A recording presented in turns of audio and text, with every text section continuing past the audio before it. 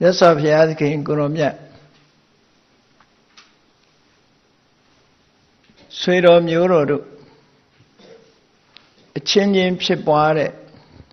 စစ်ပွဲတစ်ခုကြွရောက်ပြီးတော့ဟောပြောခဲ့တဲ့တရား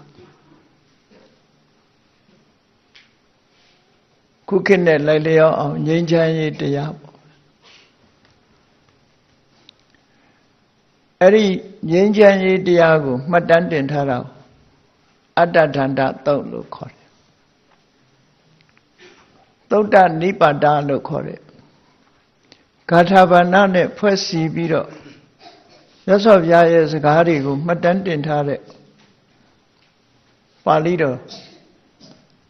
ခုတ်တကနိကာယလို့ဆိုတဲ့နိကေထဲမှာသုတ်တနိပါဒပါဠိတော်ဆိုတာရှိအဲသုတ်တနိပါဒပါဠိတော်ဟာအလွန်ရှေးကြတယ်လို့နိုင်ငံခြားကဗုဒ္ဓစာပေကိုလေ့လာတဲ့ပုဂ္ဂိုလ်တွေကယူဆပြောဆိုကြတယ်သူတို့ယူဆပြောဆိုတာဟာလဲအကြောင်းရှိတယ်ပေါ့အဲသုတ္တနိပါဒပါဠိတော်မှာလာတဲ့သုတ်တွေဟာမြတ်စွာဘုရားလက်ထက်ကလေးကယဟန်တော်တွေဟာရွတ်ဖတ်တဲ့စရိရှိတယ်ရှင်းကြတယ်ဆိုတာအရင်ဟောလို့ရှင်းကြတာလို့ဒီလိုကြီးတော့မှတ်လို့မရဘူးပေါ့ပထမဆုံးဟောတာတော့ဓမ္မစက္ကပောဒနာသုတ်ပဲဒုတိယဟောတာတော့အနတ္တလက္ခဏာသုတ်အဲဒီဓမ္မစကြာညမှာပဲဟောတဲ့သုတ်တစ်သုတ်ရှိသေးတယ်ဟေမဝတ္တသုတ်လို့ခေါ်တယ်ပိဿဝဂီတွေဟောတဲ့သုတ်ကတော့အနတ္တလက္ခဏာသုတ်အနတ္တလက္ခဏာသုတ်က9ရက်လောက်နောက်ကျတယ်ဓမ္မစကြာဟာပထမဆုံးတရားဥလို့သိကြတယ်ပေါ့အဲဓမ္မစကြာတရားဟောတဲ့ညမှာပဲဖြစ်ပြတဲ့အဖြစ်ပြက်တစ်ခုကိုမှတ်တမ်းတင်ထားတာကြတော့ဟေမဝတ္တသုတ်တံလို့ခေါ်တယ်ဘုန်းကြီးတို့ဟောထားတဲ့တရားထဲမှာဓမ္မစကြာညဤမှတ်တရားများဆိုပြီးတော့ဟောထားတာရှိတယ်ဟေမဝတ္တသုတ်ကိုဟောတာမဟာစီဆရာတော်ဘုရားကြီးလည်းဟေမဝတ္တသုတ်တံတရားတော်ဆိုပြီးတော့ဟောထားတာရှိတယ်ပေါ့ဘုရားဆိုတာဘယ်လိုပုဂ္ဂိုလ်လဲဆိုတာလေးလာဆန်းစစ်ထားတဲ့မိဂုံးနေနဲ့ဖြည့်ဆိုထားတဲ့သုတ်တံတခုသို့တော့လူသားတွေအချင်းချင်းပြောဆိုတဲ့သုတ်တံမဟုတ်ဘူးဟေမဝတ္တနတ်နဲ့တာတာဂိရဆိုတဲ့နတ်တို့အချင်းချင်းစကားပြောတာမှတ်တမ်းတင်ထားခြင်းသာဖြစ်တယ်ပေါ့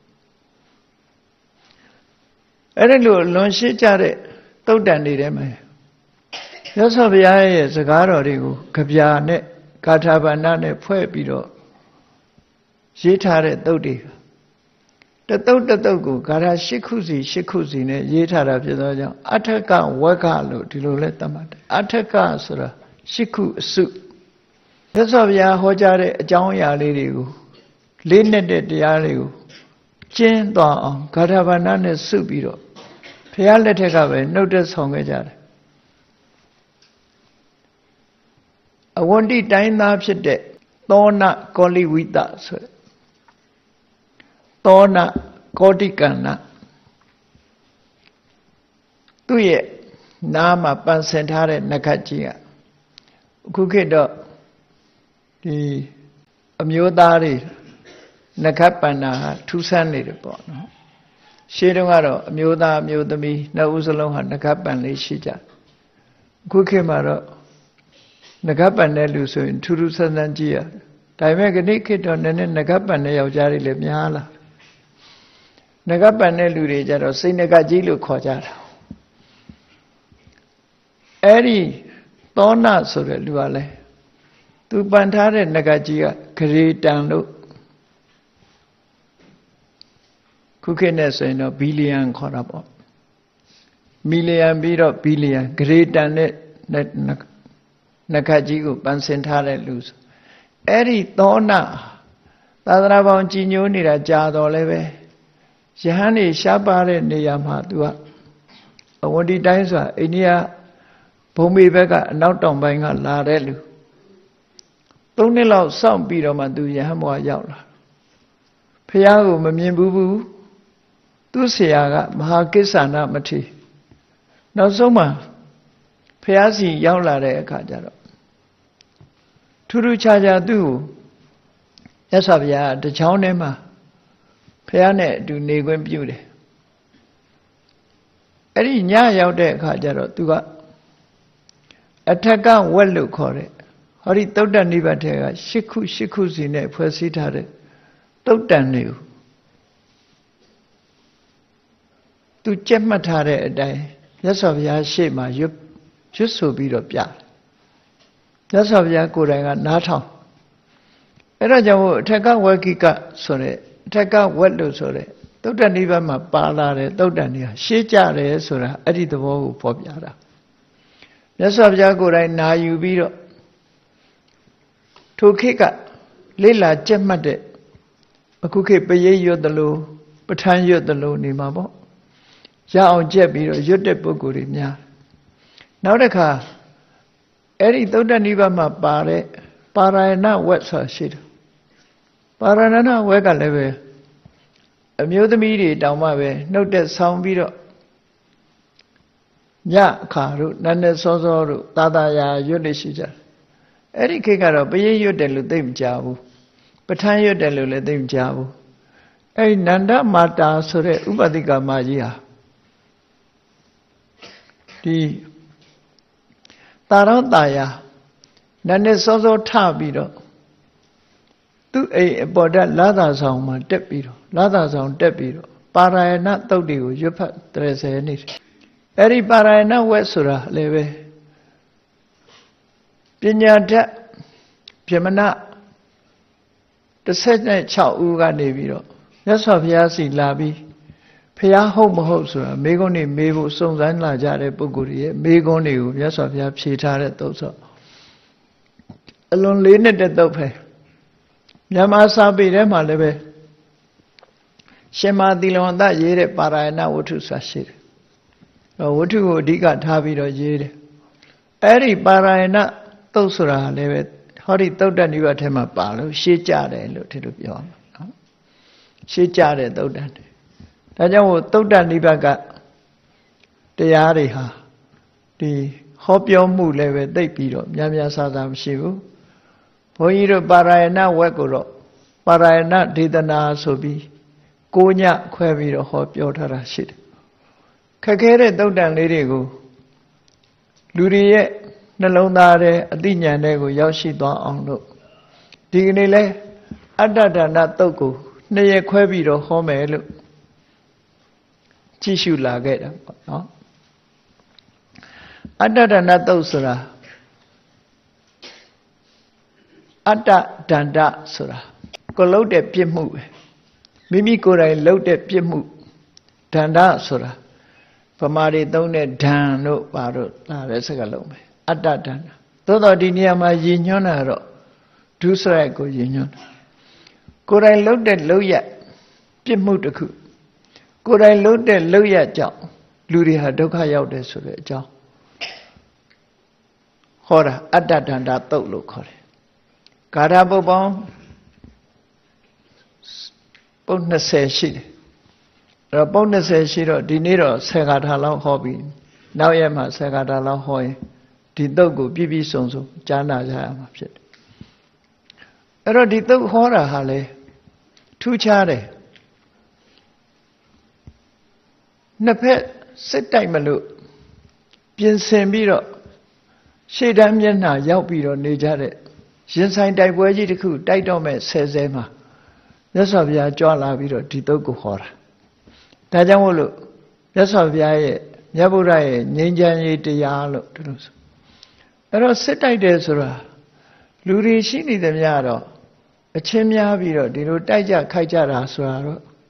ခေတ်တိုင်းမှာရှိငြိမ်းချမ်းရေးဆိုတာလူတွေဟာဆုံးရှုံးနေတာနေလူတွေသာမကပါဘူးတရိษံတွေကြည့်လိုက်လို့ရှင်လေ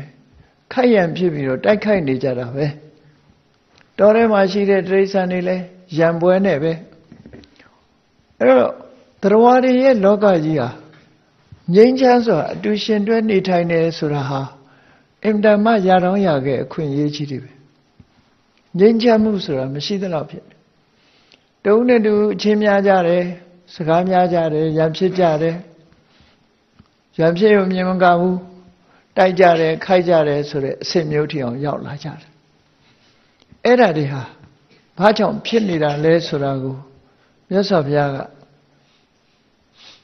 ဒီလိုမငြိမ်းချမ်းစေတတ်တဲ့လူတွေရဲ့တဏ္ဍာမှာရှိတဲ့တရားတွေငြိမ်းချမ်းသွားမှသာလေဒီအဖြစ်အပျက်တွေကလွန်မြောက်သွားမှာလို့တကယ်ငြိမ်းချမ်းရေးအစစ်ကိုဖော်ဆောင်နိုင်မှုအတွက်အတ္တဒါနတုတ်ကိုဟောကြားခဲ့တယ်လို့အဲ့တော့ဒီတရားဟောကြားတာကတော့ဘယ်မှာဟောတော့လို့ဆိုတော့အလုံးကြားမှုနေကြတာရှိပါတယ်တာကိယနဲ့ကောလိယမြတ်စွာဘုရားရဲ့ခမည်းတော်ဘက်ကတာကိယမေတော်ဘက်ကကောလိယအဲ့ဒါလို့တာကိယနဲ့ကောလိယနှစ်ပြည်တော်ရှိတယ်ဆွေမျိုးတွေပဲတာကိယနဲ့ကောလိယဟာဆွေမျိုးတွေပဲအဲ့ဒီလိုတာကိယနဲ့ကောလိယမြို့နှစ်မြို့ရဲ့အကြားမှာရောဟိနီဆိုတဲ့မြစ်ကြီးရှိတယ်ရောဟိနီဆိုတဲ့မြစ်ရှိတယ်ပေါ့အဲ့ဒီရောဟိနီမြစ်ဆိုတာအမှန်တန်ကြီးတဲ့မြစ်ကြီးတော့မဟုတ်ပုံမရဘူးချောင်းသာမူးသာမြစ်မျိုးလည်းဖြစ်မှာပေါ့နော်အဲ့ဒီနှစ်နိုင်ငံစัจ जा ကနှစ်နိုင်ငံဆိုတာလဲမြို့နှစ်မြို့စัจ जा လို့ပဲဒီလိုပြောမှာကြီးကျယ်တဲ့နိုင်ငံကြီးတွေတော့မဟုတ်ဘူးကောလိယာကမင်းတစ်ပါးအုပ်ချုပ်တယ်တာကိယကမင်းတစ်ပါးအုပ်ချုပ်တယ်သို့သောတစ်ပါးတည်းအုပ်ချုပ်တယ်လို့ဆိုပေမဲ့လို့ခဏခေတ်လို့ဧကတိဘုရင်အုပ်ချုပ်တဲ့ပုံစံမျိုးမဟုတ်ဘူးဆိုပါစို့စကိုင်းနဲ့ပင်ရမြန်မာပြည်မှာဧရာဝတီမြစ်ရဲ့အရှေ့ဘက်နဲ့ဧရာဝတီမြစ်ရဲ့တောင်ဘက်နဲ့မြောက်ဘက်လို့ဆိုရမှာပေါ့အဲ့ဒီမှာပင်ရမှာကတိဟသူရဘုရင်အုပ်ချုပ်တယ်သူ့ရဲ့သားနှစ်ယောက်ဖြစ်တဲ့ဥဇနာတို့ကျော်စွာတို့အဲ့ဒီမင်းစကိုင်းဘက်ကျတော့အသင်္ခရာစောယွန်းဆိုတဲ့တိဟသူဘုရင်ရဲ့သားတော်ထီနန်းဆိုင်ပြီးတော့အုပ်ချုပ်တယ်အဲ့ဒီလိုနိုင်ငံလေးတွေပဲဖြစ်မယ်ပေါ့နော်မျိုးစားလေးတွေအုပ်ချုပ်တယ်ဟိုကြီးကျယ်ကြီးခဏခေတ်လို့မကြီးဘူးခဏခေတ်ကနိုင်ငံဆိုတာအလွန်ကြီးတယ်အိန္ဒိယနိုင်ငံဖျားလက်ထက်တုန်းကခုအိန္ဒိယအစိုးရအုပ်ချုပ်တဲ့နယ်ပယ်အတိုင်းမဟုတ်ဘူးချင်းချင်းလေးနော်အသောကမင်းကြီးတောင်အိန္ဒိယတောင်ပိုင်းကိုမအုပ်ချုပ်နိုင်ခဲ့ဘူးမြောက်ပိုင်းပဲအုပ်ချုပ်ခဲ့တာအဲ့တိတ်ကြီးကျယ်တာမဟုတ်ဘူးအဲ့တော့မြန်မာနိုင်ငံအနေနဲ့ပြောမယ်ဆိုလို့ရှိရင်တော့အနော်ထာတို့ဘုရင်နောင်တို့ကျန်စစ်မင်းတို့အလောင်းဖျားတို့ဆိုတဲ့အချိန်မှာသူတို့နယ်နိမိတ်တွေဟာခဏနယ်နိမိတ်တွေကျယ်သေးတယ်ပေါ့ကျယ်တယ်အခုခဏနယ်နိမိတ်ကသူတို့တိဆောက်ထားတဲ့နယ်နိမိတ်တွေကအဲ့ဒီလောက်မကျယ်ပဲနဲ့အဲ့ဒီနယ်နိမိတ်အတိုင်းတာနှီးပါရှိတဲ့မြန်မာနိုင်ငံပေါ့ဒီလိုဆိုအဲ့ဒီအရင်ကတော့မြန်မာနိုင်ငံဟာအစိတ်မွားကိုယ့်ဒေသကိုအုပ်ချုပ်ပြီးမင်းလုပ်ခဲ့ကြတဲ့နေရာတွေအများကြီးဖြစ်တယ်ပေါ့ဒီကနေ့ခေတ်လို့တူတဲ့အုပ်ချုပ်တာမဟုတ်ခုနပြောတဲ့တာကိယတို့ကောလိယတို့ဆိုတာလေမြို့နှစ်မြို့ပဲဟိုဘက်ကမင်းတစ်ပါးအုပ်ချုပ်တယ်ဒီဘက်ကမင်းတစ်ပါးအုပ်ချုပ်တယ်အဲ့တော့အုပ်ချုပ်တယ်ဆိုပေမဲ့လို့ဧကရိစနစ်နဲ့သူတို့ကမဟုတ်ဘူးကဏရာဇာလို့ခေါ်တယ်စုပေါင်းအုပ်ချုပ်တဲ့စနစ်ပေါ့အဲ့ဒီခေတ်ကအခေါ်ကိုပြောမယ်ဆိုလို့ရှိရင်အင်္ဂလိပ်လိုက oligarchy လို့ခေါ်တယ် oligarchy system လူမျိုးတစ်မျိုးပါတီတစ်ခုကနေပြီးတော့တိုင်းပြည်ကိုအုပ်ချုပ်တာတဦးတယောက်တည်းအုပ်ချုပ်တာကြတော့ monarchical system လို့ခေါ် monarch ဧကရိဘုရင်ကအုပ်ချုပ်တယ်ကောသလတို့ဗိမိသာရတို့ဆိုတာ monarch တွေပဲဧကရိဘုရင်တွေသူတို့တောင်မှတိုင်းပြည်နှစ်ပြည်ကိုသူတို့ကပူးတွဲပြီးတော့အုပ်ချုပ်တယ်ဒါပေမဲ့ခဏအိန္ဒိယရဲ့အစိတ်ပိုင်းကလေးတစ်ခုသာဖြစ်တယ်ကာတိတိုင်းနဲ့ကောသလတိုင်းနှစ်ခုကိုအုပ်ချုပ်တာပတိနရီကောသလအင်္ဂါတိုင်းနဲ့မဂရာတိုင်းကိုအုပ်ချုပ်တာဗိမိသာရအခုကတက်ကတိုင်းလို့ခေါ်တဲ့အသေးအဖွဲလေးမှာတာကိယနဲ့ကောလိယဆိုပြီးတော့နှစ်ပြည်တော်ကအုပ်ချုပ်ပြီးတော့နေကြတယ်အဲ့တော့တိတ်အကြီးမဟုတ်တိတ်အကြီးမဟုတ်အဲ့ဒီနှစ်ပြည်တော်ကနေပြီးတော့စီးသွားတဲ့ဟိဝန္တာတောင်ဆိုတော့တောင်ကြားရည်တွေနဲ့ချောင်းဖြစ်ပြီးတော့ မြန်မာပြည်အနေနဲ့ပြောမယ်ဆိုမူးမြစ်လောက်ပဲရှိမှာပါအဲ့ဒီရောဟိနီဆိုတဲ့မြစ်ရှိတယ်အဲ့ဒီရောဟိနီမြစ်ကမိုးရင်းကာလမှာဆိုရင်ရေတွေပြည့်ပြီးတော့နွေရာသီပိုင်းရောက်လာပြီဆိုရင်တော့ရေကနည်းနည်းပဲရှိတယ်ရေနည်းသွားတယ်တခါတလေမိုးကောင်းကောင်းမရွာတဲ့အခါဒီတစောင်းမုံသတရင်ကျွတ်တစောင်းမုံလောက်မှပဲရေကနည်းနေတယ်ပေါ့အဲ့ဒါလို့အခြေအနေမျိုးမှာ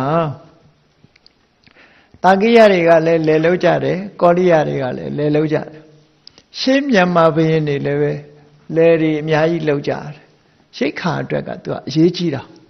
နော်ရှိခါအတွက်ကအရေးကြီးတယ်ဒါကြောင့်မို့လို့လဲတွင်းကိုခရိုင်ဆိုမြန်မာရာဆိုရင်လည်းမှာဒီကြောက်ဆယ်တို့ဘာလို့ဆိုဘုရင်တွေကရိတ်ခါအတွက်လဲရတွေစိုက်တယ်မန္တလေးမြို့ပတ်ဝန်းကျင်မှာလည်းအရင်အောင်ပင်လဲတို့ဘာတို့ဒီနာတွေကအကုန်စဘာစိုက်ခင်းနေနဲ့ထားတာရိတ်ခါဖူလုံမှုကမတ္တမအရေးကြီးသည့်အတွက်ကြောင့်လဲစိုက်ပြိုးပြီးတော့ဆန်စဘာကိုရိတ်ခါအဖြစ်သုံးလောင်ပြီးတော့ထားကြတယ်အဲ့ဒီခေတ်ကခုခေတ်လိုဟိုနိုင်ငံဒီနိုင်ငံကနေတင်ပို့တဲ့ဒီ import တို့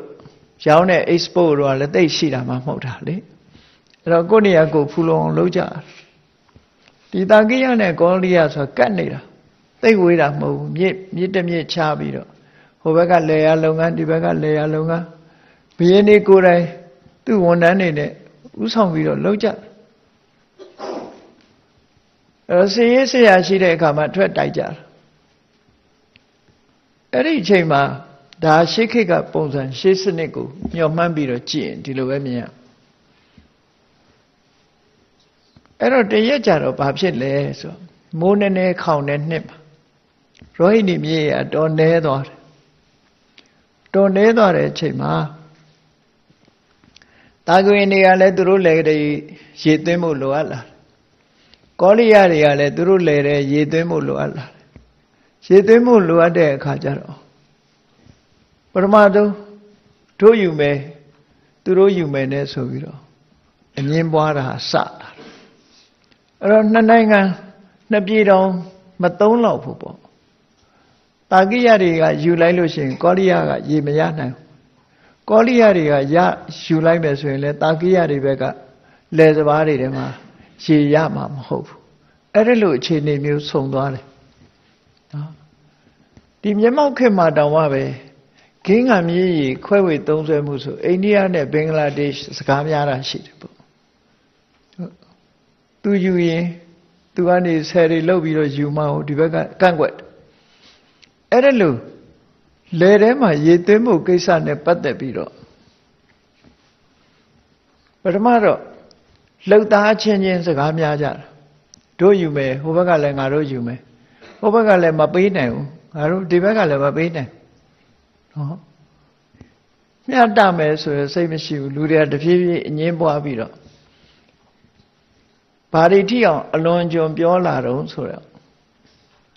အေးမင်းတို့ကတော့ရေရလို့စဘာတွေနဲ့တီးနှံပြီးတော့စပယ်ကြီးတွေဖြည့်ထားတော့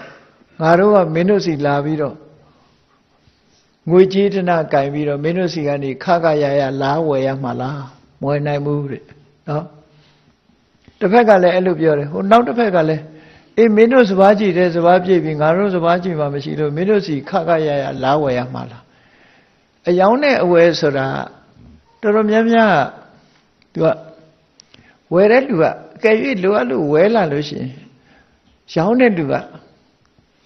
ဈေးသတ်မှတ်တဲ့အတိုင်းဝယ်ကြရတာဟုတ်အဲ့တော့ခရရတယ်လို့သူတို့စိတ်ထဲမှာဒီလိုထင်တယ်ပေါ့အဲ့ဒါလို့မလုံးနိုင်ဘူးပြောကြအဲ့ဒါတွေမကဘူးစကားဆိုတာမကြည်မနှက်အငင်းပွားလာကြအငင်းပွားလာတဲ့အခါမှာစကားကတယောက်နဲ့တယောက်ပြောရင်ဝိဝါဒလို့ခေါ်တဲ့သူကသူ့ဘက်ကိုပြောတယ်ဟိုကကိုယ့်ဘက်ကိုပြောတယ်ဆိုအငင်းပွားလာတော့ဝိဝါဒဖြစ်လာတဲ့နောက်မှာဝိဝါဒရဲ့နောက်ကဘာလာတော့ဆိုကလဟဆိုတာခိုက်ရန်ဖြစ်လာတယ်ပ ထမစကားများတယ်စကားများပြီးရံဖြစ်တယ်ဒါထုံးစံပဲခဏိခေတ်မှာလည်းအတူတူပဲပထမစကားများတယ်ပေါ့စကားများပြီးရံဖြစ်တယ်လက်ပါလာတယ်ဒုတ်ပါလာတယ်ဓာပါလာအဲ့ဒါလိုရံဖြစ်လာရံဖြစ်တော့တယောက်ကတယောက်ထထိုးဟိုတယောက်ကလည်းပြန်ထိုးရံဖြစ်ကြတယ်ဟောအခြေခံကတော့အဲ့လိုကစရံဖြစ်လာပြီးတော့အပြောဆိုတွေကမထိန်ကြတော့ဘူးမထိန်ကြတော့အဲ့တော့အုပ်စုလိုက်ရံဖြစ်လာတဲ့အခါမင်းတို့ကောင်တွေတတ္တိရှိလာခဲ့မင်းတို့ကောင်တွေကိုငါတို့မမှုဘူးပြောရုံနဲ့မကဘူးဘာဖြစ်လာတော့ဆိုသူတို့ရဲ့သမိုင်းကြောင်းတွေကလူမျိုးရေးကထိခိုက်ပြီးတော့ပြောလာကောလိယကောင်တွေကဘာပြောတော့ဆိုမင်းတို့တန်ခိယတွေကခွေးတွေလိုပဲကိုယ်နှမနဲ့ကိုယ်အိမ်အောင်ပြုတဲ့ကောင်တွေသူတို့ကအဲ့လိုပြောတာခွေးတွေလိုပဲမင်းကိုယ်နှမကိုယ်ယူတဲ့ကောင်တွေမင်းတို့လက်နဲ့တွေငါတို့ကမမှုဘူးမင်းတို့ငါတို့မကြောက်ဘူးတတ္တိရှိလာခဲ့ဟောအမျိုးဆက်ကိုထိခိုက်ပြီးတော့ပြောတယ်တခါတာကိယဘက်ကကောင်တွေကလည်းမင်းတို့ကောလိယကောင်တွေကအနူတွေကငါတို့ဂရုမစိုက်ဘူးလို့ပြောသမိုင်းကြောင်းအရာပြောတဲ့စကားနော်သမိုင်းကြောင်းအရာပြောတာပထမဆုံးကတာကိယတွေဖြစ်ပေါ်လာတဲ့သမိုင်းကြောင်းနဲ့ကောလိယတွေဖြစ်ပေါ်လာတဲ့သမိုင်းကြောင်းဒီစကားတွေဟာသမိုင်းနဲ့လူမျိုးရေးကိုထိခိုက်ပြီးတော့ပြောလာတာဘာကြောင့်ဒီလိုပြောလဲတာကိယတွေကိုမင်းတို့ကခွေးတွေလိုပဲကိုယ်နှမနဲ့ကိုယ်အိမ်တော်ပြုတဲ့ကောင်တွေဆိုပြီးတော့ဘာဖြစ်လို့ပြောတော့လို့ဆိုတော့အောက်ကကမင်းကြီးရဲ့သားတွေသမီးတွေကသား၄ယောက်နဲ့သမီး၅ယောက်ရှိတယ်သား၄ယောက်နဲ့သမီး၅ယောက်ကိုအောက်ကကဘုရင်ကြီးကတောအရပ်ကိုပို့ထားတယ်ငါတေမလာခဲ့ကြဆိုတဲ့အနေဟောသူတို့ကဟိမန္တာတောင်ဘက်ကိုထွက်သွားဟိမန္တာပဲထွက်သွားပြီးတော့နောက်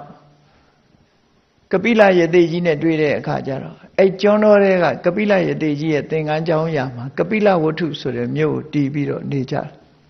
မြို့တည်ပြီးတဲ့အခါမှာဌိနန်းစည်းစိမ်စံစားဖို့ကြတော့သူကအိမ်အောင်ဖက်ဖို့လိုအပ်လာတယ်အိမ်အောင်ဖက်ဖို့လိုအပ်တော့သူတို့ရဲ့ဒီဆောင်းလျှောက်လိုက်ပါလာတဲ့ဝန်ကြီးတွေအမတ်တွေကလေစဉ်းစားကြတယ်မင်းသားတွေလည်းအရွယ်ရောက်ပြီအိမ်အောင်ပြုတ်ပြီးတော့ဒီမင်းစိုးရာစာအရာကိုတင်မြောက်အောင်အဲ့တော့အိမ်အောင်ဘက်လိုက်ရှာတဲ့အခါတောထဲမှာဆိုတော့အိမ်အောင်ဘက်ရှားမယ်ပေါ့ရှားရုံနဲ့မကဘူးမျိုးရိုးမတူတဲ့လူနဲ့အိမ်အောင်ဖက်လို့ရှိရင်အမျိုးပြတ်တယ်ပေါ့ဒါကြောင့်မို့အမတ်တွေကတိုင်ပင်ကြတယ်မင်းသားတွေရောမင်းသမီးတွေရောအရွယ်ရောက်ပြီအဲ့တော့သူတို့မောင်နှမချင်းပဲလက်ဆက်ပေးလိုက်မယ်ဆိုပြီးအားလုံးမင်းသားတွေနဲ့တိုင်ပင်ပြောဆိုပြီးအားလုံးကသဘောတူတော့အကြီးဆုံးအမတ်တယောက်ကိုခြံထားပြီးတော့နော်အကြီးဆုံးအမတ်တယောက်ကိုခြံထားပြီးမောင်နှမမောင်၄ယောက်နဲ့နှမ၄ယောက်အစဉ်အတိုင်းထိမ်းမြန်းလက်ထပ်ပြီးတော့ပေးလိုက်တာအဲ့ဒါလို့ထိမ်းမြန်းလက်ထပ်ပေးတယ်ဆိုတဲ့သတင်းကိုဩကကမင်းကြီးကြားလိုက်တော့ဘာပြောတော့ဆိုတက်ကြဝတဘောကုမာရပရမတက်ကြဝတဘောကုမာရအံ့ဩပြီးတော့ပြောတာအေးမင်းသားတွေကတတ်နိုင်လိုက်ကြတာသူတို့ကအမျိုးထိမ့်မှုကိုယ်အမျိုးကိုတခြားလူရောက်လာမှဆိုလို့သူတို့အမျိုးချင်းပဲလက်ထပ်တယ်အမျိုးချင်းထပ်မြတ်တယ်ဗမာတွေကတော့ပြောသေးနော်အဲ့ဒါလို့အမျိုးချင်းလက်ထပ်တယ်လို့ဆိုတဲ့အစဉ်လာကြီးကအဲ့ဒီတော့ကစပြီးတော့နောက်ပိုင်းမှာလဲဂေါရမမြတ်စွာဘုရားလက်ထက်ရောက်လာသည့်ထိအောင်ရတောတရာနဲ့လက်ထပ်တယ်ဆိုတာမောင်နှမတဝမ်းခွဲလက်ထပ်တာနန္ဒမင်းသားနဲ့စနဗရကလျာဏီလက်ထပ်တာကမောင်နှမအရင်လက်ထပ်တာနော်အဲ့ဒါလို့တာဂဝေမင်းမျိုးတွေဟာအစဉ်လားကိုကမောင်နှမချင်းလက်ထပ်တဲ့အမျိုးဖြစ်လာခဲ့တယ်ပေါ့အဲ့ဒါကိုရည်စူးပြီးမင်းတို့တာဂီဝင်နေတာကိယတွေကမောင်နှမချင်းယူတယ်ခွေးလူလူတွေပဲလို့ဆိုပြီးတော့တစ်ဖက်ကဆဲတာပေါ့နော်ကောလိယတွေကအဲ့ဒါလို့ပြောတာအဲ့တော့ကောလိယကိုတာဂဝေတွေကပြန်ဆဲတဲ့အခါကျတော့မင်းတို့ဘယင်တွေကအနူတွေကဂယုမဆိုင်ဘူးငါတို့မင်းတို့လူတွေကအနူတွေအဲ့ဒါလို့အနူတွေလို့ဘာလို့ပြောတာတုံးဆိုတော့ သူဇာလံကလည်းရှိတယ်ဗာရဏသီဘုရင်ကြီးကအရေပြားယောဂဖြစ်တယ်နုနာယောဂဆွဲတယ်ပေါ့နော်အရေပြားယောဂဖြစ်တဲ့အခါကျတော့ရှေးခေတ်ကအရေပြားယောဂဖြစ်ရင်ကုသတယ်ဆိုပြီးတော့ကြောက်ကြတယ်ယွန်ကြတယ်အိန္ဒိယမှာအရင်ကတည်းကရှိတယ်ဒီကုဋ္ဌယောဂဆိုအရေပြားယောဂဖြစ်လာတဲ့အခါနုနာယောဂဆွဲလာတဲ့အခါကျတော့အလုံးကမတရီဖြစ်လာတော့ဘုရင်ကြီးကတော်တယ်ထွက်လာတယ်ထိနှန်းစွန့်ပြီးတော့တော်ပဲကိုထွက်လာတော်တယ်ထွက်လာပြီးတော့ဟိမဝန္တာတောင်ထဲကဒီကလောပင်ရဲ့အခေါင်းကြီးတစ်ခုတကားတွေပါတွေတက်ပြီးတော့အဲ့ကလောကောင်းထဲမှာတစ်ပင်ခေါင်းထဲတစ်ခေါင်းထဲမှာသူကနေပြီးတော့အဲ့ဟိမဝန္တာတောင်မှာရှိတဲ့တစ်မြစ်ဆေးဝါးတွေကိုစားရင်းနဲ့ပဲသူယောဂပျောက်သွားတယ်နုနာယောဂပျောက်သွားတယ်အဲ့နုနာယောဂပျောက်သွားလဲသူတိုင်းပြည်ကိုမပြန်တော့ပဲနဲ့အဲ့တောထဲမှာပဲနေတယ်ကလောကောင်းကြီးထဲမှာတကားဖွင့်တက်ပြီးအောက်ကလှေကားထောင်တက်ညကြလှေကားကိုတင်ထားအဲ့ဒီလိုကလောကောင်းကြီးထဲမှာနေတာအဲ့ဒီအချိန်မှာခုနကတာကိဝင်နေတာကိရတွေရဲ့မလန်မကန်ကျွန်တော်ကြီးတဲ့ပေါ့မလန်မကန်ဆိုတော်ဝေးခြင်းဝေးမှာပေါ့အဲ့ဒီကျွန်တော်တွေကကပိလဝတ္ထုကလေဟိုအိမ်အောင်မချတဲ့အမကြီးကဘာဖြစ်လာတော့ဆိုအရေပြားယောဂဖြစ်လာတယ်နုနာယောဂဖြစ်လာတယ်ဖြစ်လာတဲ့အခါကျတော့ကုဆက်မှာကြောက်လို့အလုံးသူ့ရဲ့မောင်နေညီမတွေကဒီအမကြီးကိုအဲ့ကလောပင်ကြီးနားမှာတွားပြီးတော့ချင်းကြီးတူးပြီးတော့အဲ့ထဲမှာအပေါ်ကဟိုပြင်ချက်တွေဖုံးပြီးတော့လှိုင်ကူကြီးလို့လှုပ်ပြီးတော့ပြင်ဘက်ကနေပြီးတော့စားစရာတောက်စရာတွေအကုန်ပေးထားပြီးတော့ပြင်ဘက်ကနေပြီးမထွက်နိုင်အောင်တောခတ်ထားခဲ့ကြတယ်နော်ပိတ်ထားခဲ့ကြတယ်အဲ့တော့အဲ့ဒီမင်းသမီးကြီးကမြေလှိုင်ကူခေါင်းထဲမှာပဲနေရတယ်သူ့ကိုအဲ့ဒီမြေလှိုင်ကူခေါင်းနဲ့လှုပ်ပြီးတော့ထားလိုက်အဲ့လိုထားရင်ကနေပြီးတောထဲမှာဒီလိုနေရနေတညတော့မနဲ့မိုးမလင်းခင်ကြားတကောင်ကအစာရှာရင်ကနေပြီးအဲ့နာလာတော့လူနန့်ရတယ်ကြားဆိုတာတို့ခွေးဆိုတဲ့အကောင်တွေတို့ကအနံ့ခံကောင်းတယ်လေလူနန့်ရတော့အဲ့မင်းသမီးကြီးပုံနေတဲ့နေထိုင်တဲ့မြေလှိုင်ကူကြီးကိုကြားကရက်တာရက်တော့ပြင်ချက်ကြီးပေါ်လာအဲ့ဒီပြင်ချက်ကြီးကိုကြားကမရမကခွာလိုက်တဲ့အခါပြင်ချက်တစ်ချက်ကပွင့်ထွက်သွားအဲ့ဒီတော့ကြားကြီးမြင်တဲ့အခါကျတော့အဲ့ဒီမင်းသမီးကြီးကကြောက်ပြီးတော့အော်တာလန့်ပြီးတော့အဲ့တော့နည်းနည်းလေးလင်းသွားတော့ကြားကတော့ဆက်မကြိုးစားတော့အော်တော့သူလည်းလန့်ပြီးတော့ပြေးမှာပေါ့အဲ့ဒီလိုမင်းသမီးလန့်ပြီးတော့အော်လိုက်တဲ့အတန်ကိုခုနကလောပင်တစ်ခေါင်းထဲမှာနေတဲ့ဗာရဏသီဘုရင်ကြီးကကြားသွားတယ်မျိုးသမီးအတန်ပဲဆိုပြီးတော့အတန်ကြားတဲ့ဘက်ကိုမနဲ့လင်းတဲ့အခါကျတော့သူလာပြီးတော့ကြည့်တဲ့အခါကျတော့အဲ့ဒီမြေလှိုင်ကူကြီးကိုတွေ့တော့သူကနေပြီးတော့အပေါက်ကနေလှမ်းမေးတယ်ဘသူရှိလဲဒီထဲဆိုတော့မင်းသမီးကြီးကသူရှိတဲ့အကြောင်းအဲ့တော့ရှိရင်ထွက်ခဲ့လို့ဆိုမထွက်ရဲဘူးပေါ့ဘာလို့မထွက်လဲသူ့မှာကိုယ်ရည်ပြားယောဂရှိတယ်သူဟာမင်းသမီးဆိုတော့ငါလည်းပဲခတ္တိယမျိုးပဲမင်းလည်းခတ္တိယမျိုးတို့ဟာမျိုးချင်းတူတယ်ထွက်လာခဲ့ဆိုငါမှာကိုယ်ရည်ပြားယောဂတွေရှိတယ်ဆိုကိုယ်ရည်ပြားယောဂရှိတာမပူနဲ့ငါလည်းကိုယ်ရည်ပြားယောဂရှိတာငါဆေးကုပေးမယ်ဆိုပြီးတော့အဲ့လိုလုပ်တော့သူတို့မင်းသမီးကြီးကထွက်လာခဲ့ပြီးသူ့ကိုကလောပင်ကိုခေါ်သွားပြီးကလောကောင်းထဲမှာထားပြီးတော့သူစားတဲ့ဆေးတွေကျွေးတဲ့အခါကျတော့မင်းသမီးကြီးလည်းအဲ့ဒီယောဂပျောက်သွားတယ်ပျောက်သွားပြီးသူတို့နှစ်ယောက်ဟာပေါင်းတင်ဆက်ဆံပြီးတော့နေတဲ့အခါကျတော့သူကကိုယ်ရည်ပြားယောဂသာဖြစ်တာကျမ်းမာရေးကတော်တော်ကောင်းပုံရတယ်အဲ့ဒီမှာသားသမီးတွေထွန်းကားလိုက်တာ16ကြိမ်အမွာပြူး16ကြိမ်မွေးတယ်ဆိုခုခေတ်နဲ့ဆိုရင်တော့များလွန်နေတယ်ပေါ့နော်များလွန်နေအဲ့တော့သူခေတ်ကတော့သူရှိခြင်းရှိမှာပေါ့16ကြိမ်ဆို32ယောက်အဲ့ဒီသားလေးကြီးပဲ32ယောက်မွေးတာအဲ့ဒီမှာ နောက်ကြတော့ဒီဟိမဝတ္တတောင်ဘက်ကိုယရနာရှာဖို့လာတဲ့ဗာရဏသီကလူတယောက်ကအဲ့ဒီကလောဘိညာဏရောက်လာတဲ့အခါကျတော့ဒီသူတို့ဘုရင်ကြီးကိုမှတ်မိသွားတဲ့အခါဘုရင်ကြီးနာသွားပြီးတော့အကျိုးကြောင့်နေမေးပြီးတော့နေပြီးတော့ပြန်လိုက်ဖို့ရသူကခေါ်တော့မလိုက်ဘူးငါဒီမှာပဲနေတော့မယ်ဆိုပြီးတော့ဘုရင်ကြီးကနေအဲ့မှာမင်းသားတွေကလည်းသူ့သားတွေဆိုအဲ့ဒီအကြောင်းကိုပြန်သွားတဲ့လူကသူဘုရင်ကြီးရဲ့သားဗာရဏသီမှာမင်းလုံနေတဲ့သားကိုသွားပြီးတော့ကြိုးကြောင်းပြောတဲ့အခါကျမင်းသားကစစ်တပ်နဲ့ခြိတက်လာပြီးသူ့အဖေပြန်ခေါ်ပြီးမလိုက်တော့အဲ့ဒါနဲ့အဲ့ဒီနားလေးမှာထီနန်းစည်းစိမ်မြို့ပြတီထောင်ပြီးတော့ပေးလိုက်တယ်အဲ့ဒါကောလိယလို့ဖြစ်သွားတာနော်ကလောဘိညာဏမှာမြို့ပြတီထောင်တာဖြစ်သောကြောင့်ကောလိယအဲ့ဒီလိုရာဇဝင်တွေရှိတာစတော့ကရာဇဝင်တွေအဲ့ဒီရာဇဝင်ကိုသိထားတဲ့လူတွေကမင်းတို့ကောလိယကောင်တွေမမှုဘူးအနူတွေမင်းတို့အနူတွေရဲ့လက်နဲ့ကိုငါတို့ကမကြောက်ဘူးဆိုပြီးတော့အဲ့ဒီလိုပြောကြတာဆဲဆိုကြတာအဲ့ဒီလိုဆဲဆိုရာစကားနေပြီးတော့ဒီလေလုံးတဲ့လုံသားတွေကနေတဆင့်ကြီးကြပ်တဲ့အမတ်တွေကနေပြီးတော့ဘုရင်နာသူတို့မင်းဆိုးရာဇာတွေနားထီအောင်ပေါက်သွားတော့ဒေါသထွက်တာပေါ့ဒါအထုံးစံပဲပေါ့တို့ဒီလိုပြောရမလားဟိုကလည်းတို့ဒီလိုပြောရမလား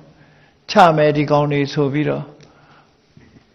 အဲ့ဒီရောဟိနီမြစ်ဟိုဘက်ကန်းကတာကိယတွေကလည်းစင်တက်မြင်းတက်ရထားတဲ့စစ်သည်လက်နဲ့အစုံနဲ့ခြိတက်လာတယ်ကောလိယတွေဘက်ကလည်းစစ်သည်အစုံနဲ့ဘိုးဘအစုံနဲ့ခြိတက်လာပြီးတော့ရောဟိနီမြစ်ကလေးရဲ့ဟိုဘက်ကန်းဒီဘက်ကန်းကနေပြီးတော့ပြစ်ကြခတ်ကြဖို့ပေါ့နော်အဲ့ဒီတော့ကလည်းမြားတွေနဲ့ပြစ်မှာပေါ့လှန်နဲ့ထိုးမယ်မှန်မြားနဲ့ပြစ်မယ်ဓာတ်နဲ့ခုတ်မယ်ပေါ့အဲ့ဒါလို့နှစ်ဖက်စစ်တိုက်ဖို့ရင်ဆိုင်ဆုံတွေ့နေတဲ့အချိန်လေးမှာမြတ်စွာဘုရားကဘုရားဆိုတာ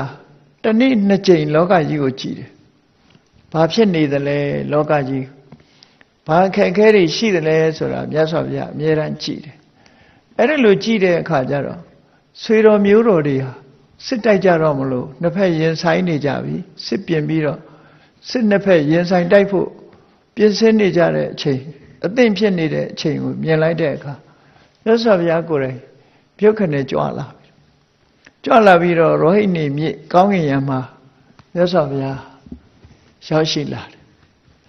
အဲ့ဒါလို့ဘုရားလည်းရောက်ရှိလာရောဆွေတွေမျိုးတွေလည်းဖြစ်တယ်ဘုရားကိုလည်းကြီးညိုယွန်းဆွဲရှိတယ်မြတ်စွာဘုရားကပိလဝုတ်ကိုလည်းကြွခဲ့ဘူးတယ်ကောလိယတို့လည်းအဲ့ဒီမှာကြွခဲ့ဘူးတော့ဆွေမျိုးချင်းလည်းဖြစ်နေသည့်အတွက်ကြောင့်ဘုရားကြွလာပြီဆိုတဲ့အခါတာကိယတွေကပို့ပြီးတော့စိတ်ထဲမှာဘယ်လိုဖြစ်တော့ဘုရားမြင်လိုက်တာနဲ့တို့သိခြင်းသိပါစေတော့ကောလိယတွေကတို့တိုက်ခြင်းတိုက်ပါစေတို့တော့မတိုက်တော့ဘူးဆိုပြီးတော့လက်နဲ့တွေစွန့်ပစ်ပြီးတော့မြတ်စွာဘုရားကိုရှ िख ိုးကြတယ်နော်ဘုရားမြင်တာနဲ့ပဲသူတို့လက်နဲ့တွေစွန့်လိုက်ကြတယ်ထို့တူပဲကောလိယတွေကလည်းတာကိယတွေတို့တတ်ချင်တတ်ပါစေငါတို့တော့မတိုက်တော့ဘူးဆိုပြီးတော့လက်နဲ့တွေကိုစွန့်ပစ်ကြတယ်အဲ့ဒါလို့အခြေအနေမျိုးရောက်သွားတယ်ပေါ့ဒါတော့စစ်အင်အားတော့သိအများကြီးဟုတ်မယ်မထင်ဘူးနိုင်ငံငယ်လေးတွေဆိုတော့နော်ရံပွဲတာလောက်နေမှာပါပဲခုခေတ်အမြင်နဲ့တော့မကြည့်နဲ့ပေါ့နော်အဲ့ဒါလို့ဒီနှစ်ဖက်စစ်တိုက်ဖို့အခြေအနေလေးရောက်လာတဲ့အခါမှာမြတ်စွာဘုရားကြွလာပြီမြတ်စွာဘုရားကမေးတယ်ဘာလို့ဖို့ဒီမှာရောက်လာကြတာလဲလို့မေးတော့တပည့်တော်တို့ရေနဲ့ပတ်သက်ပြီးတော့အငင်းပွားလို့ရေလိုခြင်းလို့ရေပေးရင်ပေးမပေးရင်ချမယ်ပေါ့ဒီအိဗယ်နဲ့လာကြတယ်ဆိုအဲ့တော့ရေကဘယ်လောက်တန်ဖိုးရှိလဲဆိုရေကဒီလောက်ကြီးတန်ဖိုးမရှိပါဘူးအဲ့တော့မင်းဆိုရာဇာခတ္တိယလူတွေရဲ့တန်ဖိုးကဘယ်လောက်ရှိလူတွေရဲ့တန်ဖိုးကတန်ဖိုးမဖြတ်နိုင်ပါဘူးအဲ့တော့တန်ဖိုးမရှိလာတဲ့ရေအတွက်လူတွေတန်ဖိုးရှိတဲ့လူသားတွေသိဆုံးတယ်ဆိုတာမတော်ဘူးဆိုတဲ့မြတ်စွာဘုရားကစဉ်းစားခိုင်းတယ်ပေါ့နော် တန်မိုးမရှိတာအတွက်နဲ့တန်မိုးရှိတာတွေသွေးချောင်းစီးပြီးတော့သေဆုံးသွားမယ်ဆိုရင်ဆုံးရှုံးနစ်နာမှုတွေဖြစ်တယ်လို့မြတ်စွာဘုရားကအဲ့ဒါလို့သူတို့ကိုတရားချပြီးတော့ဟောဒီတုတ်တန်လေးကိုဟောတာပဲသူကဒီတုတ်တန်လေးကိုဟောတာဒီတုတ်တန်ကဟောပုံကတော့လူတွေရဲ့အကျင့်စရိုက်တွေနဲ့ပတ်သက်ပြီးတော့ဟောထားတာဖြစ်တယ်အကျင့်စရိုက်နဲ့ပတ်သက်ပြီးတော့ဟောတာဖြစ်လို့နည်းနည်းတော့နည်းနည်းဟောတဲ့သဘောလွယ်လွယ်ကူကူနားလည်ဖို့တော့မဟုတ်လှဘူးပေါ့သို့တော့အတွင်းကြသိမယ်ဆိုရင်လူတွေရဲ့အကျင့်စရိုက်စိတ်နေသဘောထားတွေနဲ့ပတ်သက်ပြီးတော့ဟောတဲ့တရားဖြစ်တယ်ပေါ့အဲ့တော့ပထမဆုံးမြတ်စွာဘုရားစပြီးတော့ဟောလိုက်တဲ့စကားကတော့ဘာလို့ဆိုအတ္တဒန္တာဘယံဇာတံဒီစကားလုံးလေးကစတာအတ္တဒန္တာဘယံဇာတာလောကမှာဒီဘေးရန်အန္တရာယ်ကြီးကြုံနေဆိုတာတဲ့ကိုယ့်ရဲ့မကောင်းတဲ့လုပ်ရကြောင့်ဖြစ်တာနော်ဘေးသင့်နေဆိုတာကိုယ့်ရဲ့မကောင်းတဲ့လုပ်ရကြောင့်ဖြစ်တာတဲ့မျက်မှောက်ဘဝမှာကြုံတွေ့ရတဲ့ဘေးတမလွန်ဘဝမှာကြုံတွေ့ရတဲ့ဘေးအဲ့ဒီဘေးရန်အန္တရာယ်တွေဟာကိုယ့်ရဲ့မကောင်းတဲ့လုပ်ရကြောင့်ဖြစ်တာအတ္တဒန္တာမကောင်းတဲ့လုပ်ရဆိုတာဘာလဲဒုစရိုက်ကာယဒုစရိုက်ဝစီဒုစရိုက်မနောဒုစရိုက်ခုခေတ်ပြစ်မှုဆိုတာတွေလိုက်ကြည့်လိုက်လို့ရှင်ဒုစရိုက်တွေကြီးပဲလေဒုစရိုက်တွေမကောင်းတဲ့အကျင့်တွေကြောင့်ဖြစ်တာအတ္တဒန္တာဘယံဇာတံလောကမှာလူတွေဘေးဖြစ်တယ်ဆိုတာဟာအန္တရာယ်နဲ့ကြုံပြီးဆင်းရဲဒုက္ခရောက်ကြတယ်ဆိုတာဟာကိုယ့်ရဲ့မကောင်းတဲ့လုပ်ရတွေကြောင့်ဖြစ်လာတာတဲ့အဲ့တော့ဒီနေရာမှာအတ္တဒန္တာဆိုတာ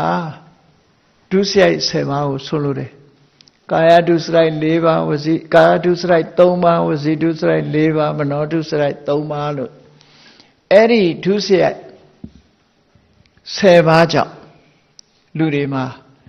ဘေးရန်အန္တရာယ်ကြုံနေဆိုတာအဲ့ဒီနေရာမှာရှင်းရှင်းလင်းလင်းလေးဖွင့်ပြောတာအတ္တဒန္တာဆိုတာကာယဒန္တာဝစီဒန္တာမနောဒန္တာလို့ပြစ်မှုကြီး3ရပ်ရှိတယ်တဲ့အဲ့ဒီပြစ်မှု3ရပ်ဟာကာယဒန္တာဆိုတာကာယဒုစရိုက်3ပါးဖြစ်သည့်အတွက်ကြောင့်3ခုဝစီဒန္တာဆိုတာဝစီရဲ့ပြစ်မှုဖြစ်လို့4ခုမနောဒန္တာဆိုတာစိတ်ရဲ့ပြစ်မှု3ခုပေါင်းလိုက်တော့အဲ့ဒီဒုစရိုက်ဒီဒုစရိုက်တွေတဲကတစ်ခုခုကြောင့်လူတွေဟာဘေးကြုံကြတယ်ဘေးရန်လို့ဆိုတဲ့အထက်မှာ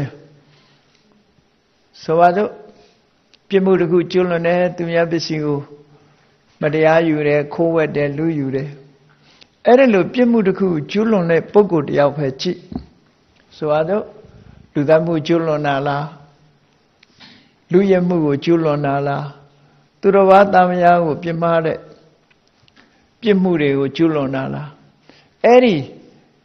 ကျွလွန်မှုတစ်ခုပြုလုပ်လို့ရှိရင်ဘာဖြစ်လဲနိုင်ငံရဲ့ဥပဒေအရအဲ့ဒီလိုဖမ်းဆီးခံရတယ်ဖမ်းဆီးခံရတယ်ဒါဘေးပဲနော်ဖမ်းဆီးခံရတယ်တဲ့ဖမ်းဆီးခံရပြီးတော့အ ਨੇ ဆုံးအကျဉ်းပေါင်းခံရဒါအ ਨੇ ဆုံးအပြစ်ကအကျဉ်းပေါင်းခံရချိန်ပေါင်းလို့မတက်မကျေနပ်သေးလို့ရှိရင်အဖမ်းခံရဒုတိယအဖမ်းခံအဖမ်းခံရုံနဲ့မကျေနပ်သေးလို့ရှိရင်ပစ္စည်းဥစ္စာအသိမ်းခံဒဏ်တက်တယ်ပေါ့ပစ္စည်းဥစ္စာတွေအသိမ်းခံအဲ့ဒါတွေမကျေနပ်ဘူးဆိုလို့ရှိရင်နှိပ်စက်ညှဉ်းပန်းမှုမျိုးစုံကိုလုပ်တယ်နှိပ်စက်ညှဉ်းပန်းမှုကိုကာမကရဏလို့ခေါ်တယ်စာပေကျမ်းမှာမြန်မာလူမျိုးတွေပြောတဲ့ထဲမှာ32ပါးသောကံကြမ္မာဆိုတာအဲ့ဒါပြောတာနော်နှိပ်စက်ခံရမှု32မျိုးရှိတယ်အဲ့ဒီ32မျိုးဆိုပါစို့ဒီလိုဒုစရိုက်ရာဇဝမှုတစ်ခုကျူးလွန်ထားတဲ့ပုဂ္ဂိုလ်တယောက်ကိုဖမ်းတယ်ဖမ်းပြီးတဲ့အခါကျိန်တံပေးတယ်ကျိန်တံပေးတာဆိုတာအပေါ်ဆုံးပဲ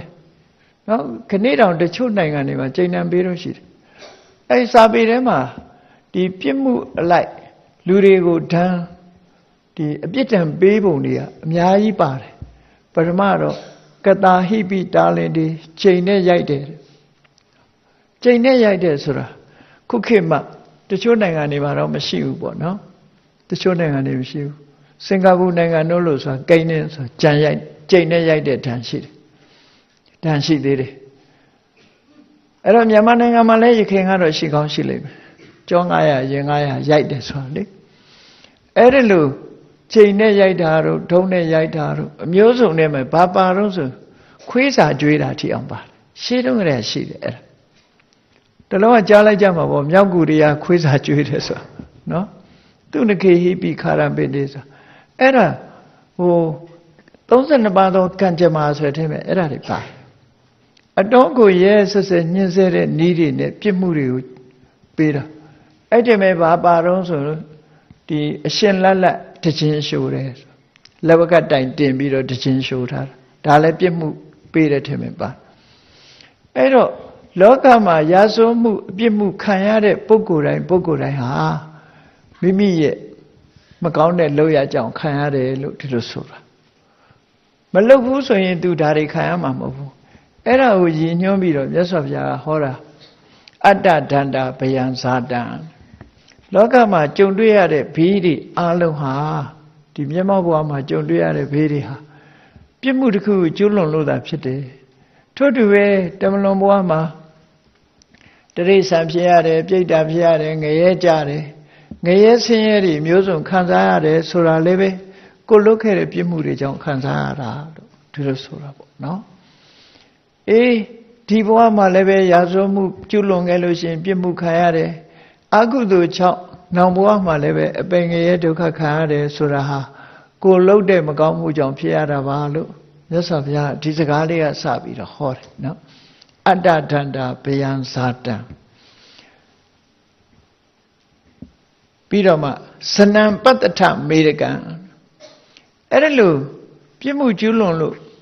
ဒုက္ခတွေရောက်တာဒုက္ခတွေခံရတာ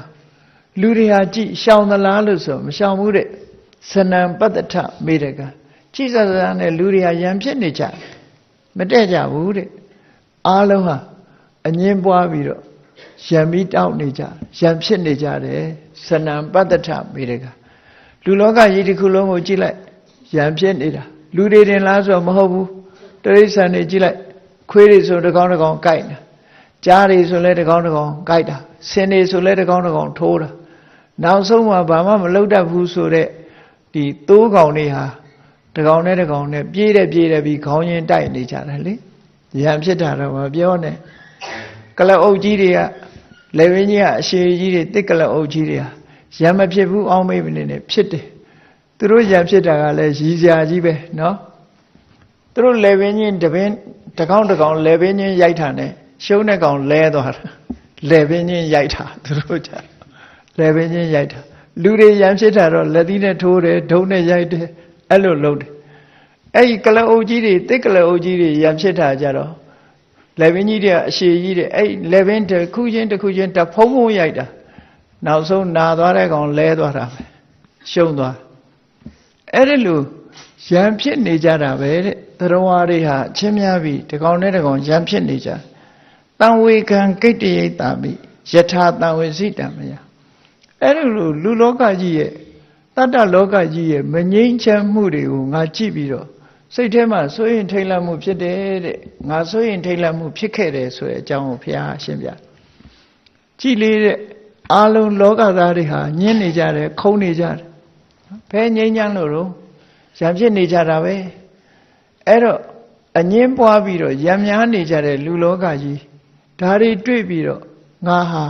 စိတ်ထဲမှာတန်ဝေကဖြစ်မိတယ်အဲ့ဒီဖြစ်မိတဲ့တန်ဝေကကိုသင်တို့ပြောပြမယ်လို့မြတ်စွာဘုရားဒီစကားလေးကစချပြီးတော့အဲ့ဒီဆွေတော်မျိုးတော်တွေကိုတရားဟောတာဖန္ဒမန္နဇနန္ဒိတောမစ္စေအပောရကေယထအညမညေဟိဗျာရုတ်တိဒိဋ္ဌဝမံဘယမဝိတိတတ္တလောကကြီးတစ်ခုလုံးကိုကြည့်လိုက်လူတွေဟာငြိမ်ငြိမ်သက်သက်နဲ့စိတ်နှလုံးအေးချမ်းမှုရှိသလားဆိုမရှိဘူးဘာတွေနဲ့တူတော့ဆိုရင်ဒီရေမရှိတဲ့ချောင်းမှာရေတွေနဲသွားပြီဆိုရင်ရေတွေကငါးတွေဟာရေနဲငါးတွေဟာအကာအကွယ်မရှိတော့စွန်တွေကလာချီနော်အကောင်ပလောင်တွေကလာချီကြီးကန်းတွေကလာချီနဲ့ဆိုပြီးတော့ဒင်းကြီးငှက်တွေကလာချီရေတိမ်သွားပြီဆိုရင်ငါးတွေဟာတော်တော်ဒုက္ခရောက် ရေနဲလို့ရေတွေနဲသွားလို့ငါးတွေပေါ်လာပြီဆိုလို့ရှိရင်အဲ့ဒီချိန်မှာငါးတွေကိုကြီးတွေကရောစွန်တွေကရောငှက်တော်ဝါတွေအားလုံးကနေလာပြီးတော့ငါးတွေကိုတတ်ကြတယ်စားကြတယ်အဲ့ဒါလို့ငါးတွေဟာမစ္စေအဘောဓကေယထာရေနဲနေတဲ့ထဲကငါးတွေလို့တော်ဝါတွေဟာလည်းပဲဖန္ဒမာနံဇနံဒိဋ္ဌဝါလူတွေဟာအဲ့ဒီငါးတွေဒီကြောက်လန့်တုန်လှုပ်ပြီးတော့နေတယ်လို့အန္တရာယ်ကြုံလို့ငါးတွေဟာသူတို့ကရေမမရှိတော့သူတို့ဘဝမလုံခြုံတော့ဘူးပေါ့နော်မလုံခြုံတဲ့ဘဝနေရတဲ့ငါးတွေဟာတုန်လှုပ်ခြောက်ခြားပြီးနေကြတယ်လို့ပဲလူတွေဟာလည်းပဲအမြဲတမ်းတုန်လှုပ်ခြောက်ခြားနေတာဟုတ်တာပဲအခုကြည့်လေဥရောပနိုင်ငံတွေနော်စစ်ဖြစ်နေတဲ့နိုင်ငံဆီးရီးယားဆိုတဲ့နိုင်ငံကလူတွေဟာဘယ်သွားကုန်ရတော့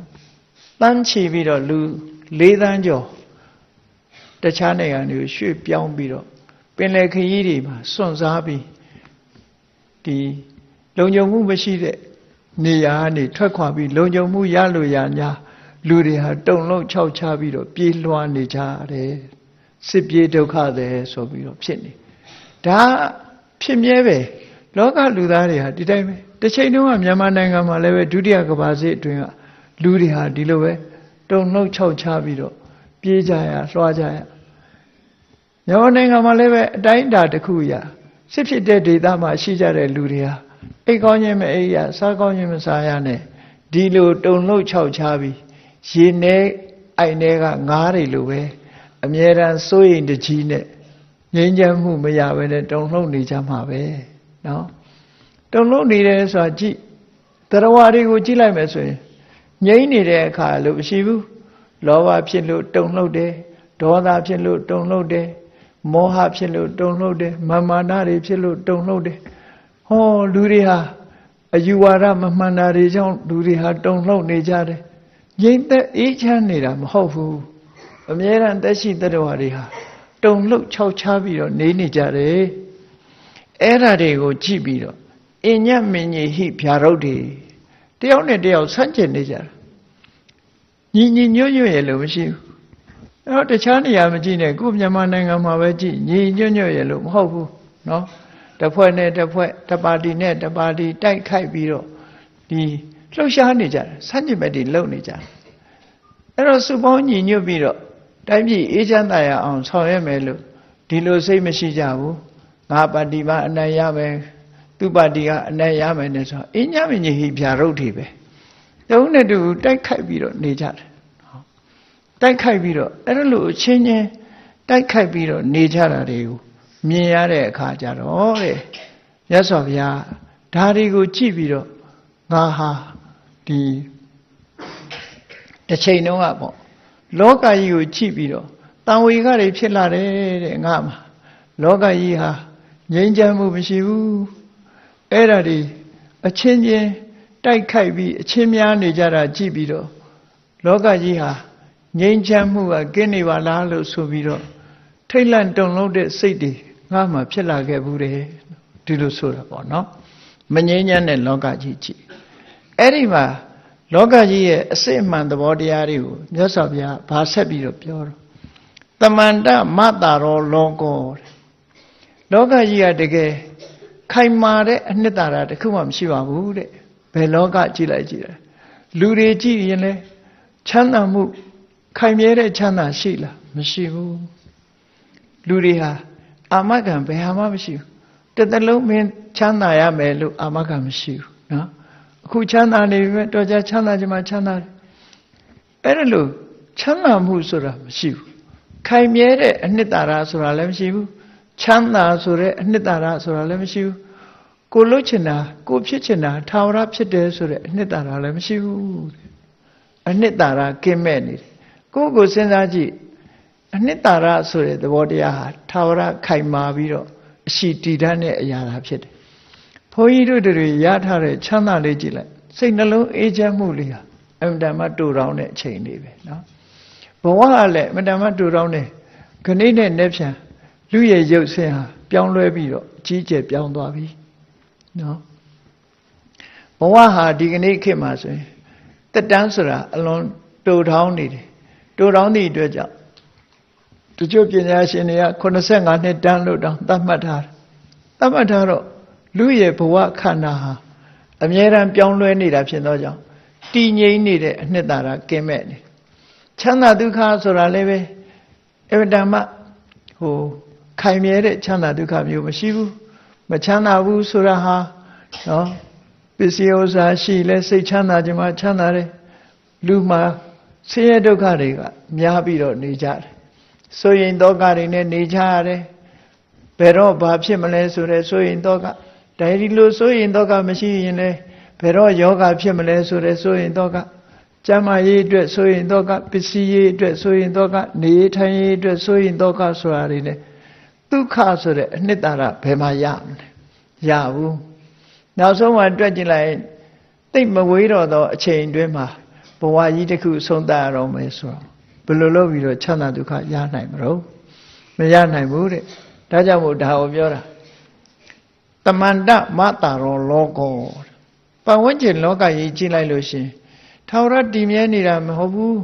ယာဓုဆိုတာလဲထာဝရမတည်မြဲဘူးပစ္စည်းဥစ္စာဆိုတာလဲထာဝရမတည်မြဲဘူးဘလောက်ချမ်းသာတဲ့လူပဲဖြစ်ဖြစ်ဘဝဆုံးသက်သွားတယ်ဘလောက်ယာဓုကြီးတဲ့ပုဂ္ဂိုလ်ပဲဖြစ်ဖြစ်ဆုံးသက်သွားတာကြီးပဲအားလုံးဟာမကြခင်ပဲပျက်စီးဆုံးရှုံးသွားတာဆိုတာလက်တွေ့အားဖြင့်တွေ့နေကြတာပဲလို့မြတ်စွာဘုရားဓိတာတပ္ပသမေရိတာသင်္ခါရတရားဆိုတာဘယ်အရက်ဖက်ကြည့်ကြည့်အရှိပဲကြည့်အောင်မလားတောင်ပဲကြည့်မလားမြောက်ဖက်ကြည့်မလားအနောက်ဖက်ကြည့်မလားအောက်ကြည့်မလားအပေါ်ကြည့်မလားမြင်မြင်သမျှသင်္ခါရတွေဟာ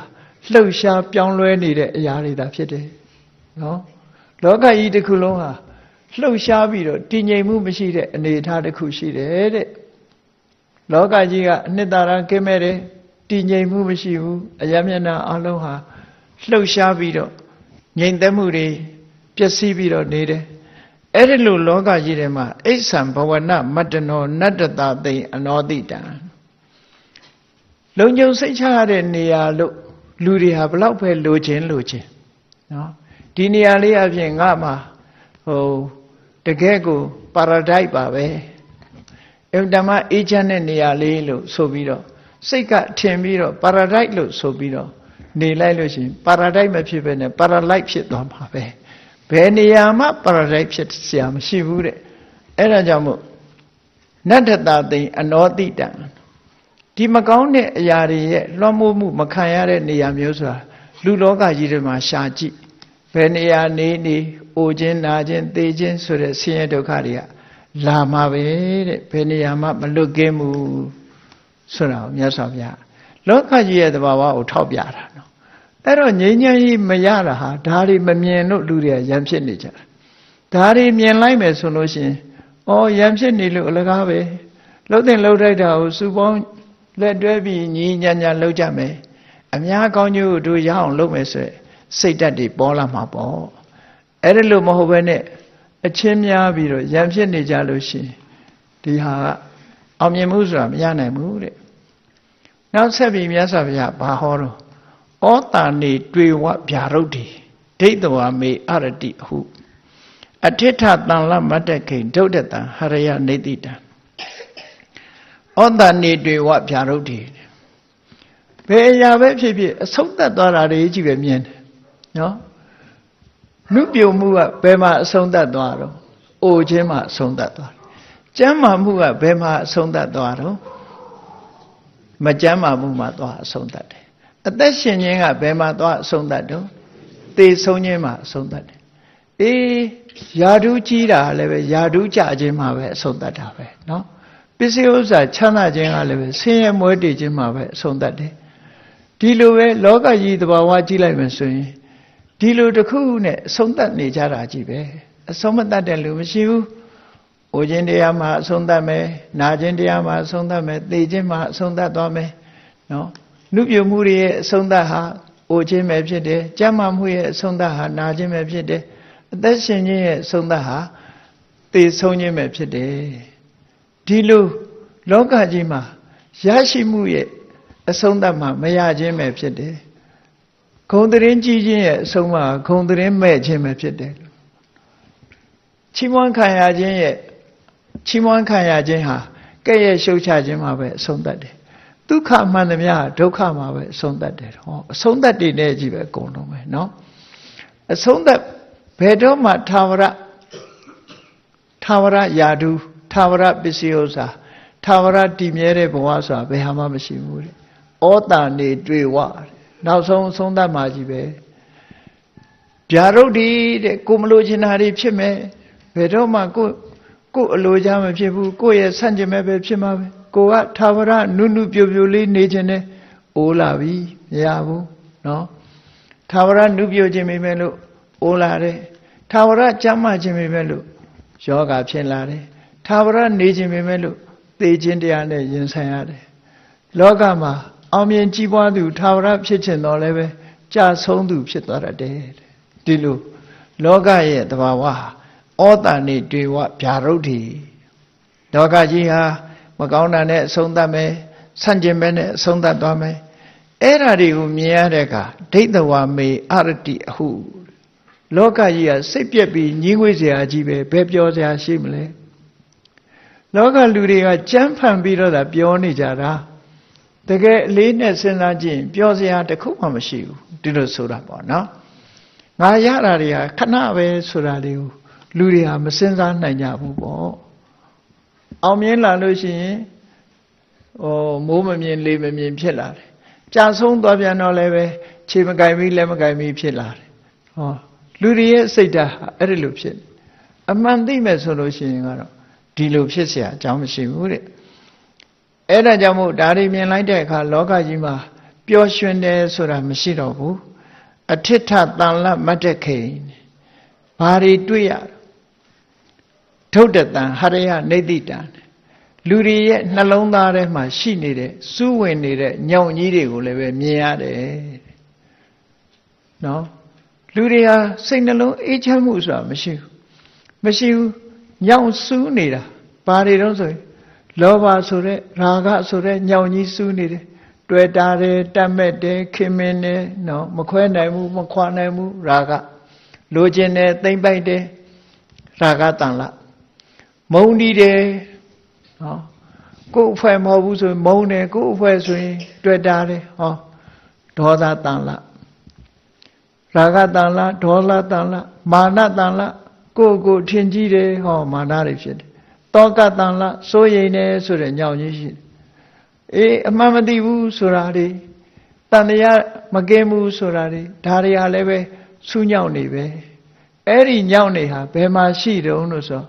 ကိုယ့်ရဲ့စိတ်ထဲနှလုံးထဲမှာရှိတယ်စိတ်ထဲမှာစွဲဝင်နေတဲ့ဒီဆူးညောင်ကြီးတွေဟာစိတ်ထဲမှာစွဲဝင်ပြီးတော့နေတယ်နှလုံးသားထဲမှာစူးနေတယ်လို့ဆိုလို့တယ်ပေါ့အဲ့ဒီနှလုံးသားထဲမှာစူးနေတဲ့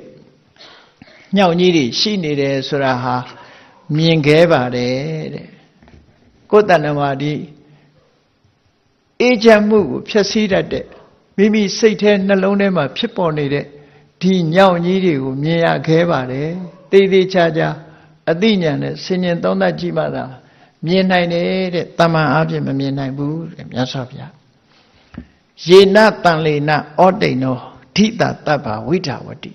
တမေဝတန်လမဖုတ်ရှာနထာဝတိနတိရတိအဲ့ဒီလိုညောင်ကြီးတွေရှိနေလို့တွေ့တာမှုဆိုတာကြီးကကိုယ်နှလုံးသားထဲမှာစူးနေတယ်ခင်မင်မှုတွေတွေ့တာမှုတွေကြောင့်လူတွေဟာအမြဲတမ်းတောကဖြစ်နေကြတယ်ဒေါသဆိုတဲ့မုန်းတိမှုညောင်ကြီးကမဖယ်ရှားနိုင်သည့်အတွက်ကြောင့်စိတ်နှလုံးအေးချမ်းမှုတွေဆုံးရှုံးနေကြတယ်ဒါတေချာစဉ်းစားကြည့်လိုက်လို့ရှိရင်လောကကြီးဟာအဲ့တိုင်းဖြစ်တယ်အဲ့ဒါလို့ဒီညောင်ကြီးတွေကိုယ့်ရဲ့စိတ်ထဲနှလုံးထဲမှာစူးဝင်ပြီးတော့နေသည့်အတွက်ကြောင့်ဓိတာတပ္ပဝိဓာဝတိအငြိမ့်မနေနိုင်ဘူးဟိုသွားလဲရဒီသွားလဲရဟိုပြေးလဲရဒီပြေးလဲရနေရာရွှေ့ပြောင်းနေတာလေလောကကြီးလူတွေဟာတနေရာထဲမှာအငြိမ့်မနေနိုင်ကြဘူးဒီညောင်ကြီးတွေစူးနေသည့်အတွက်ကြောင့်ဟိုသွားရဒီသွားရ